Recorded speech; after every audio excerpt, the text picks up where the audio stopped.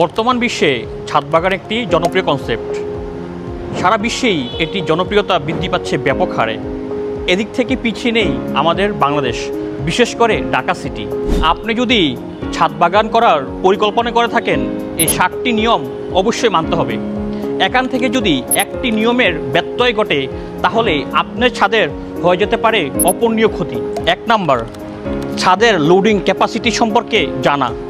আপনার যদি আপনার ছাদের লোডিং ক্যাপাসিটি সম্পর্কে সঠিক ধারণা না থাকে, তাহলে সেক্ষেত্রে আপনি নিতে পারেন একজন স্ট্রাকচার ইঞ্জিনিয়ার থেকে পরামর্শ। 2 নাম্বার, ওয়াটারপ্রুফিং এবং স্লোপিং। আপনার ছাদটাকে প্রফেশনাল লোক দিয়ে সঠিক নিয়মে ওয়াটারপ্রুফিং করতে হবে। একই সাথে আপনার ছাদে যদি স্লোপিংটা প্রপার না থাকে, সেক্ষেত্রে 2 ইঞ্চি বা 3 ইঞ্চি সিসি ডালের মাধ্যমে এটার স্লোপিংটা নিশ্চিত করতে হবে। 3 নাম্বার, ওয়াটার ড্রেনেজ।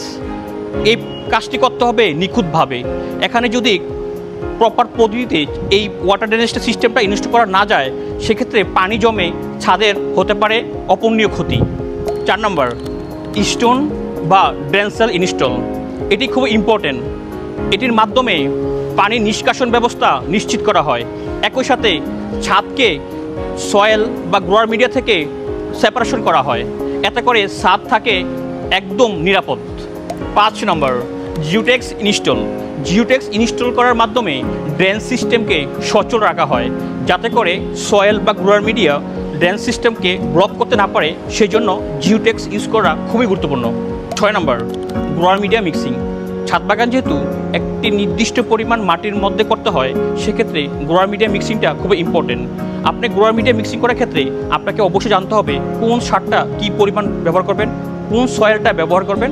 এইগুলো যদি আপনার প্রপারলি জানা না থাকে, সেক্ষেত্রে আপনার গার্ডেনে পরবর্তীতে বড় ধরনের ক্ষতি হতে পারে। 7 নম্বর, সয়েল স্লোপিং। সঠিক পদ্ধতিতে যদি সয়েল স্লোপিং না করা হয়, সেক্ষেত্রে পানি জমে গাছের শেকড় পচে যেতে পারে এবং গাছও মারা যেতে পারে। অন্যদিকে ছাদের হতে পারে অপূরণীয় ক্ষতি। আপনি যদি ছাদ বাগান করার চিন্তা করে থাকেন, তাহলে এই ভিডিওটি আপনার জন্য।